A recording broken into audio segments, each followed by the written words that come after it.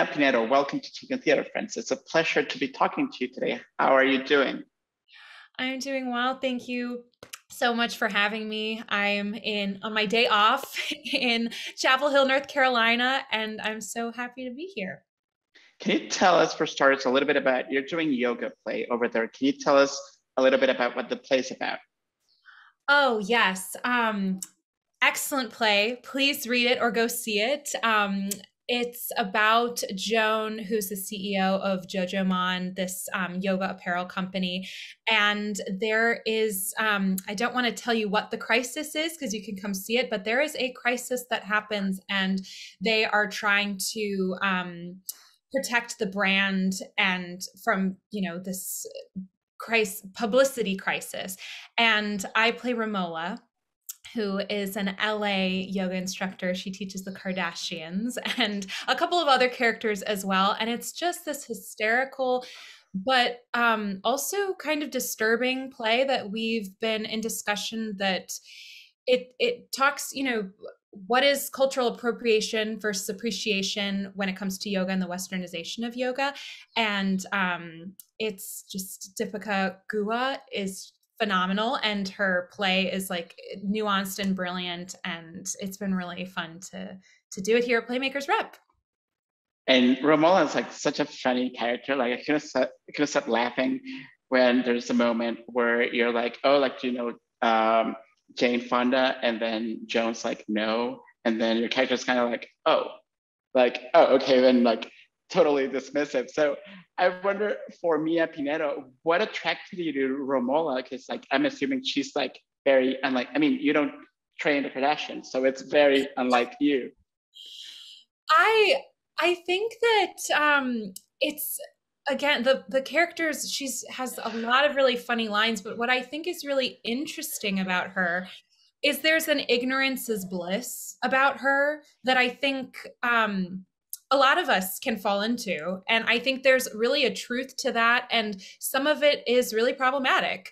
And then some of it is, she's trying to connect to yoga in her way. And there's also this really great kind of backstory that she has, like her mother wasn't around, and that shows up in the play. So I think again, it's brilliant that Dipika didn't just make her, just and that there's nothing upstairs. Like she really is trying to, get clients, and she's trying to share what she's learned from yoga, but she also is very ignorant, and she is very about status, and she kind of falls into some of the shallow, LA stereotypical culture. And so I just like that there is that nuance with her, as well as a lot of the other characters in the play. And I just think it has it's a wonderful message, but also you can draw many things from the show. It's not trying to paint these characters in one broad stroke. And I haven't done a comedy professionally yet. So I also just really was excited at the opportunity to do a comedy and for people to laugh. And I think we all really need that right now, while also asking some very important questions and making the audience really think and reflect on, especially on their own ideas of yoga and how we treat yoga in America. Not to make a pun or a dad joke, but I wonder if playing Romola has invited you to, like work out different muscles that you couldn't, for instance, doing West Side Story or Songs from a New World. Oh, 100%. It's been really fun, especially this track. I play 5 characters. So I have 2 off, well, actually, no, 4 offstage characters. 2 are live streamed. So we do that live. And one is I'm on a microphone, and then one's pre-recorded. And then Romola is on stage. So I am constantly in different wigs, in a different voice, a different dialect. And that's been fun and totally different than anything I've done.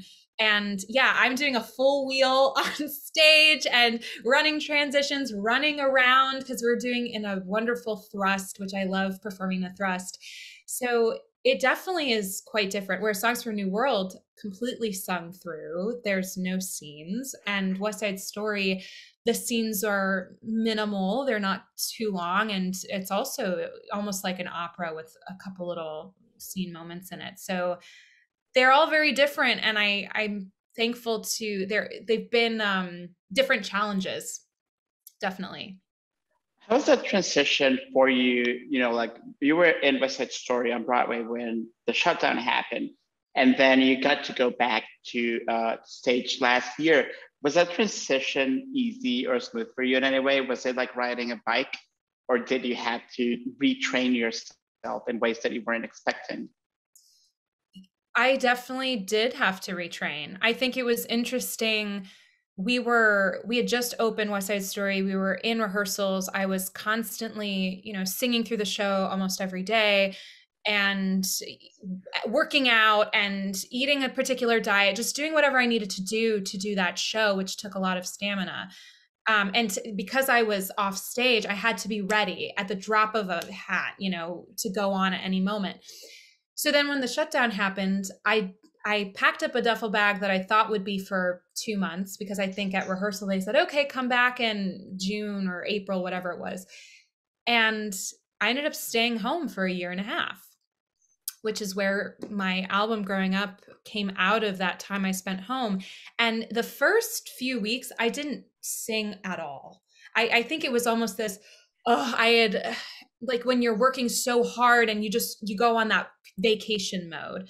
Totally was eating whatever I wanted to eat, drinking the wine, eating the cheese, the dairy. I was in Wisconsin again, and I was, and also that time was terrifying. So we were also just home, and I was luckily able to spend that time with my mom. And then when we started to realize this is going to be a lot longer than anticipated, I thought, how am I? It had then been a few weeks. I thought, I already am out of practice to go back.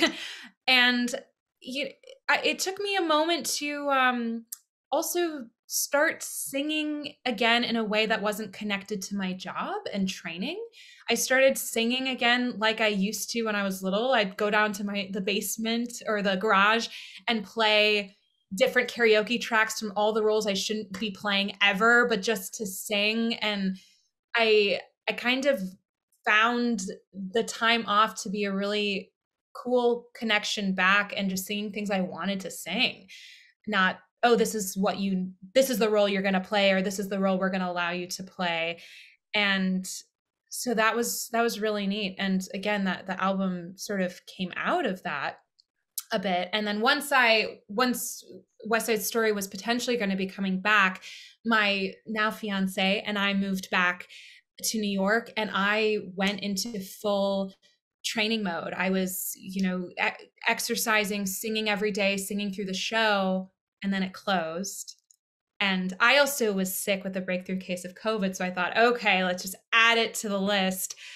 And that was really difficult. But, when a door closes, a window opens, because the next day I got an email to do Woman One in Songs for New World at Paper Mill Playhouse. And so I thought all of that retraining wasn't for nothing. And, but it was not easy. I think it took a solid at least 4 months to reacclimate to New York easily. If not, Oh, wow. we're still, and reacclimating in the sense of just getting back into it, feeling like home, it being comfortable, getting back into performance mode. And those first rehearsals and times on stage, your body is still like, whoa, this is so familiar, but we're in masks and it's different.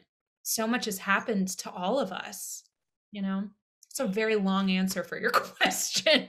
No, that's great. Congratulations on your engagement, by the way. Thank you. I want to talk about Growing Up. It's such a beautiful album. And I think that anyone who hears that, a theater performer, a Broadway performer is about to release a solo album, everyone's imagining it's going to be a bunch of show tunes. And I love show tunes, and I know you love show tunes, but it's so mind-blowing that your album, for instance, opens with a Childish Gambino track.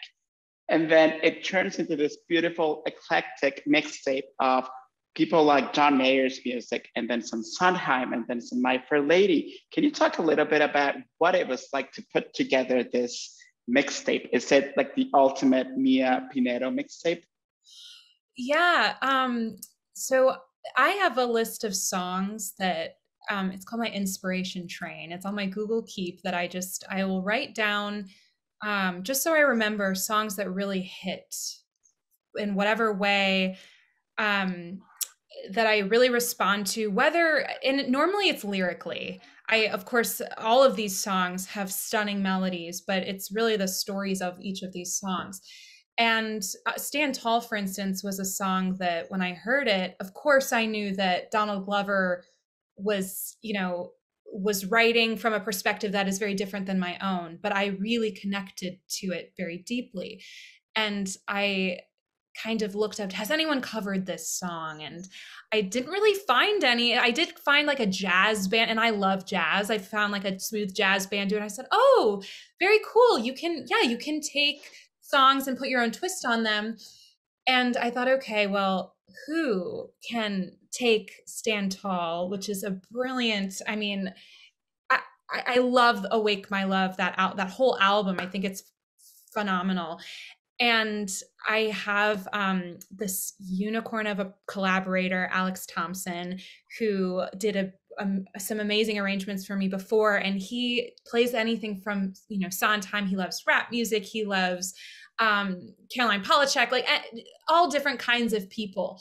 And I said, hey, I have this idea to do an album, and I have some eclectic songs on it. And would you be willing to arrange to make it sound like one cohesive project? And he was like, absolutely. And I think he did such a beautiful job. And we both were collaborating on it over Zoom and building these arrangements together. He would obviously play and know the music behind it, and I would say, no, that needs more time, or we want a different chord there, or we want a different drive to the song to really match kind of my connection to these pieces and the stories I wanted to tell within them. And so, yeah, I listen to a variety of music, and I'm drawn to many different types of music. And at first, yeah, I thought I want to do the big orchestra Broadway album, but this felt very different because I thought this is going to be self-produced. No one's calling me to make an album right now. I don't have the money to hire an orchestra, and we're in a pandemic. But this was a moment I felt like I needed to capture, and I needed to preserve for myself, for my siblings, for anyone who could want to listen to it. And that meant we needed to strip everything down. And I wanted just piano, just my voice from that time. I didn't consult a music director or a vocal coach, which someday I will need to, and it's something I very much value. But I was really adamant that it was done in my hometown without the influences of really anyone else. And it was pretty empowering I'd never done that before. I'd never done a project like that. And in the middle of a pandemic, to have my own rehearsals with Alex and to work through, these experiences I was having in real time while, also creating this piece. It's also very interesting because, like you spoke about how this is something that you would do when you were little. You would go and sing the songs that you wanted to sing at some point. So I wondered, is it scary or intimidating to be doing this, and now people will get to access that little girl who was singing for herself in her home? Was it intimidating at all to put this together and be like, okay, world, this is little Mia, here you go? Yes. Actually, to the point, of course, in our industry, it's like content. Ugh. But I didn't start it for the end result. Really, I started it. It had always been a dream of mine, like on my goals list. I want to have my own album. I always thought it was such a neat thing that you could, because, as theater performers, we perform and our performances are gone unless they record them, but we are not really in control of putting out something that will be preserved. Unless, again, you're in a movie, but again, you can't, these budgets are challenging, especially during a pandemic. So when I was making it, it was really I imagined it that I want this in my pocket and my siblings' pocket, really is how it started. And the pocket of my fiance too, because there's some moments of, some love, romantic moments in that album. But I did think, okay, well, I'm sure I'll put it up somewhere. Like, I do want to share my work.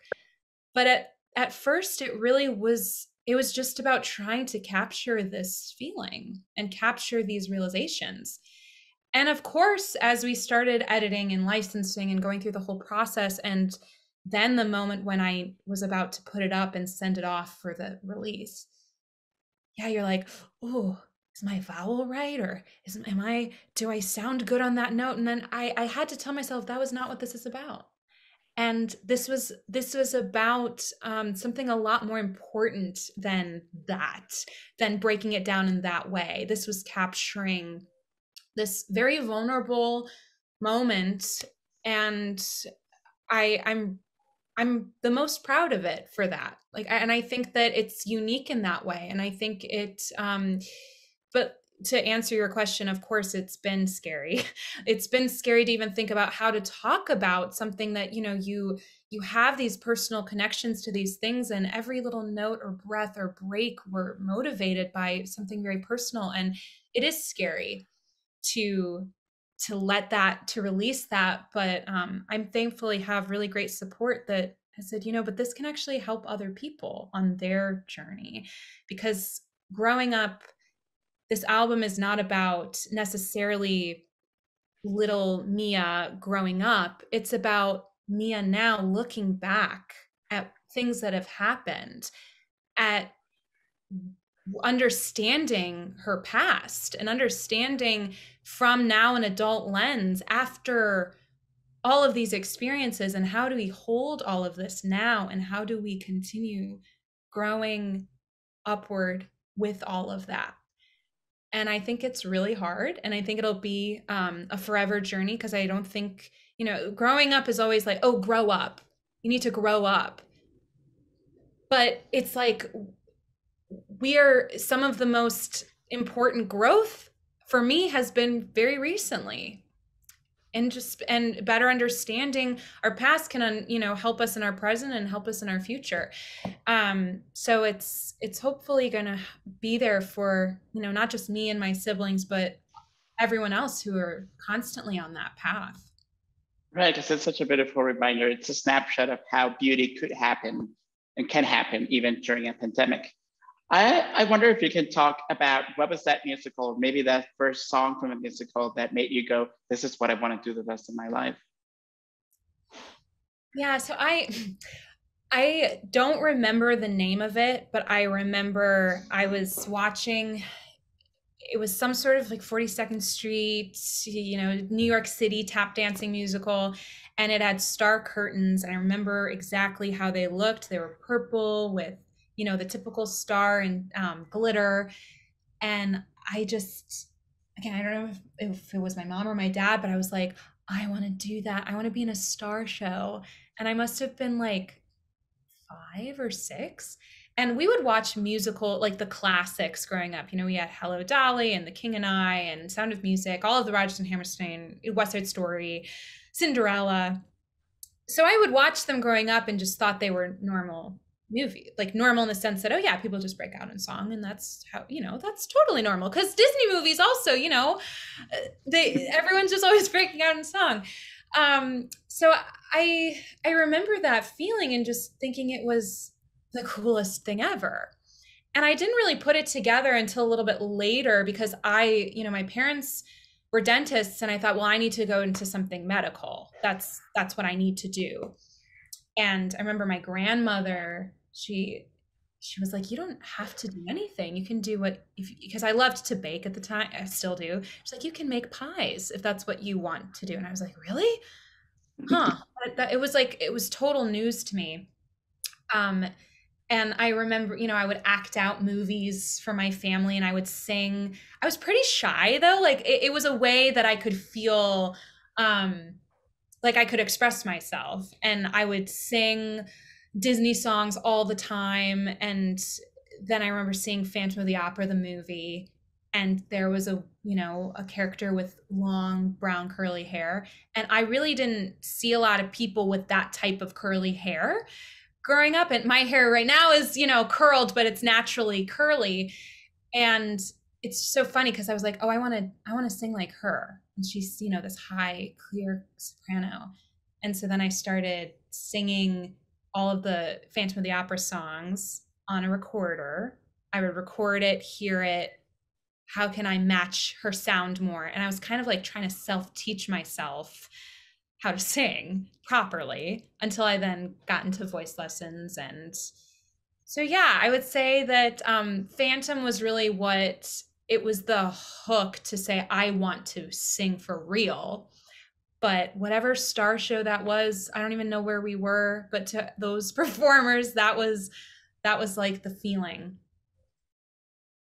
For so many artists that I've spoken to this 2 years so far, where it was like a year and a half of just like not working because there was no place to perform and everything was shut down.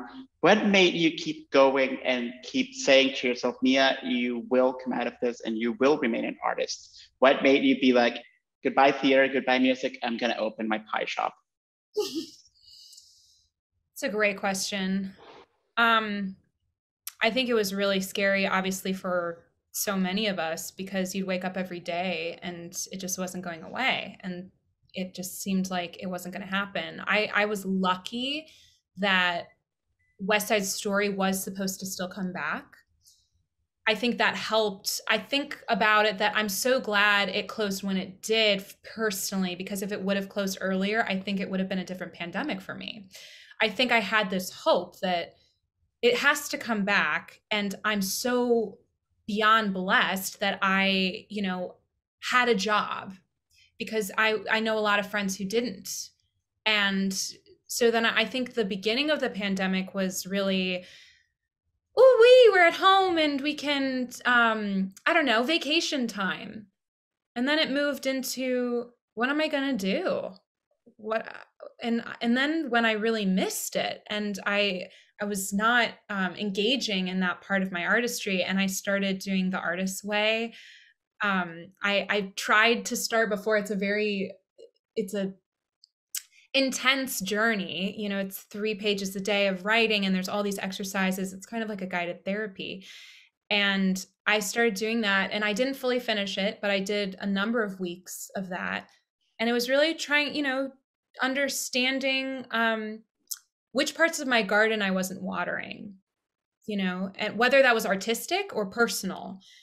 And I started to try to just get creative in other ways for a little while, because I just knew theater wasn't happening. And so I was starting to make little clay earrings, or I was baking more.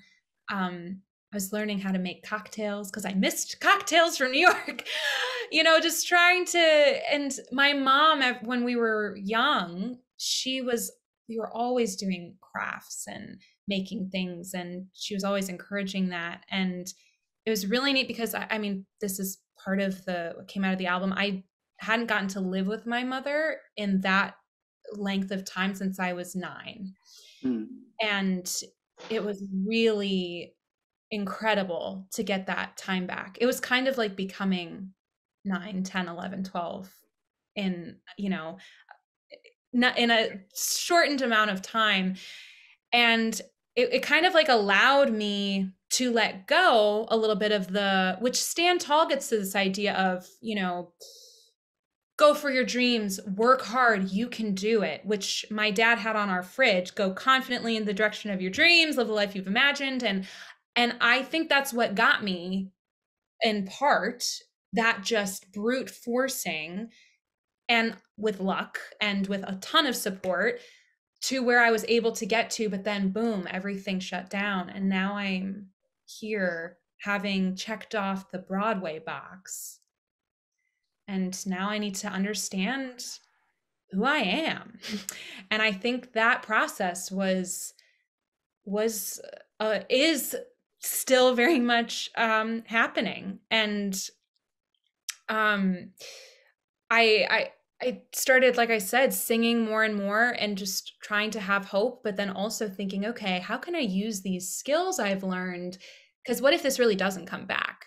So I did think, I'm very interested in psychodrama, and I was thinking about getting my yoga certification and, dreaming up all of these different things, trying to find a way to be productive because, it felt so helpless. So again, the album really helped kind of bridge some of that time. But yeah, I think that having the hope of a job helped me hang on. Mm. I really have to ask, what's in the Mia Pinero signature pie?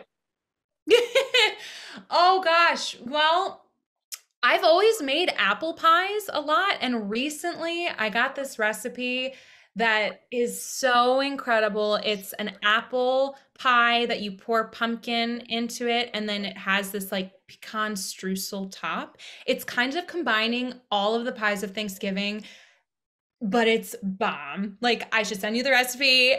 We should post it somewhere. It's so good. But that's what I've made a lot. But one of my favorites is a good peach pie. I just love peach pie. I just think it's incredible, but it's hard to make with the real, I used to just use the can, but then I was like, I can't use the can. I need to do, real, the real thing. So yeah, also I love doing like a dulce de leche kind of apple pie. Mm. I love caramel apple stuff. So yeah. The week that the album comes out, you're also going to do a performance at Feinstein's 54 Below. So, what can people who come to that expect that night? Yes, well, you can expect to hear the album live, and it's an album release celebration in concert, and it's really just a moment that, thanks to my fiance who encouraged me to do this, because I thought, oh, maybe we'll play it at a bar and have it on the speaker, and he said no. I really encouraged me to give it its moment, and I'm so thankful that 54 Below is having me that night on the day of its release. And it's really just to mark the moment of this project, and obviously what it means to me, but also to share it and to give the audience a little bit of some behind the scenes look at where the inspiration for picking some of the songs, how it was arranged, or what was happening in that moment, and really what it means to me, and to sing it in front of an audience. And I will be the first to say, if you want to hear it perfect, it's on the recording.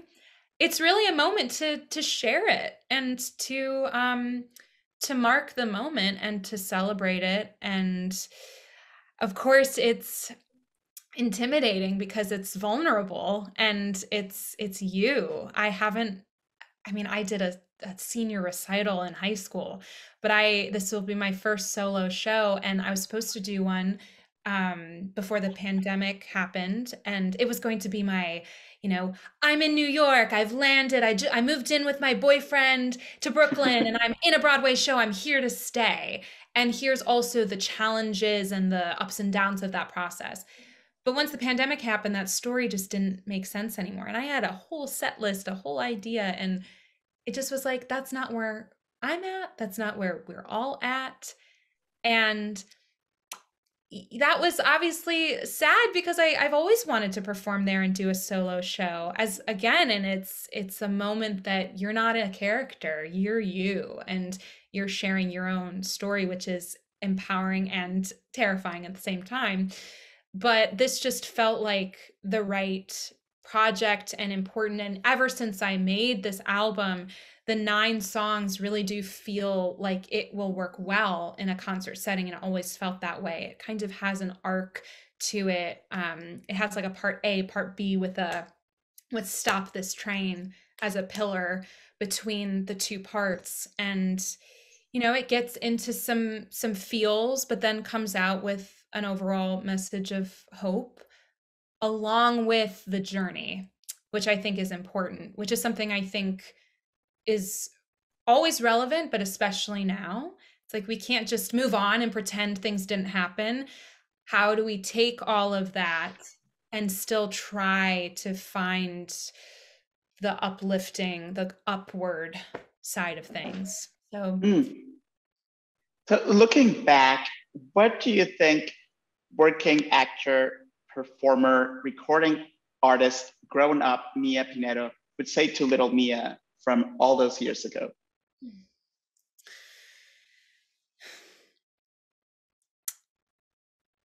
Yeah, when I get this question, I think that I just really want her to know that she is smart, that she notices and is aware of things, and to follow her impulses even when she's told that they're wrong or they're not true. And that she can feel like it's the quote of, don't be a second rate version of someone else, be a first rate version of you. And to really give her the confidence to be her and to do things through her lens, and that's powerful, and to not try to be someone else, to not try to put someone else's voice on you. And that although it's scary to be yourself or to have your own thoughts sometimes, or to stick up for yourself, that it is vital, and it frees you as a person. And that's something for little Mia and big Mia to constantly learn. But yeah, I wish I could tell her how because I think as kids, we're so much more observant and smart and have really pure, beautiful impulses. And I think that sometimes adults, looking at children, think, oh, they'll forget, or they don't know what they're doing, or they're blind by whatever. And, I, even at the time that, you have those little, well, I feel differently. To encourage her, yes, that's okay. And it's okay to be you, as cliche as it is. I think it's a hard, it's so, they say, like, you learn some of the most important things in a kindergarten class: to be nice to people, be good to people, share, and be you. Yeah. That's what I tell her. And to quote from your album, children will listen. So thank you for that advice, because I'm sure children listening to this and watching this can also use that. Remember to be you always.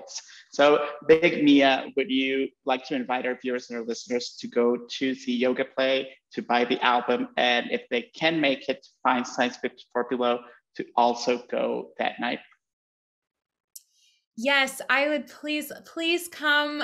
If you're in Chapel Hill, which many of you might not be, but if you are in Chapel Hill, please come see Yoga Play. It is a brilliantly written play. It is hilarious. It will make you think. It'll make you feel a little uncomfortable, but in a great way, an important way, in the way only theater can really do, and touch you on the inside. And please, I would be honored if you would listen to Growing Up. I had said I made this album to have in my pocket, my siblings' pocket, but I want it in your pocket, on the subway, on the bus. I want it to accompany you in your moments of questioning, growth, discomfort, empowerment, joy, all of those moments that, yeah, I say it's not a summer bop. It's for it's for that personal journey, and for it to bring comfort and to be there as we continue to transition. And I wanted it to come out in March, the middle of March, what could be a more transitional time. And I would be absolutely honored also if you could all come to Feinstein's 54 Below to celebrate the album's release, and to be with me as I share this work live, and give you a little bit behind the scenes of what it was like, and some context for the album, and just to come together and talk about and listen about stories of growth and challenge and empowerment, and all of it mixed together. So it'll be my honor to share this all with you. And you better listen to Mia, because trust me, when you listen to her version of The Nearness of You, it's going to sweep you off your feet. It's just gorgeous, and the album's really beautiful. So Mia, thank you for your time. Thank you for this lovely conversation. Break a leg, and I hope to see you around in the future. Thank you so much. So great to talk to you.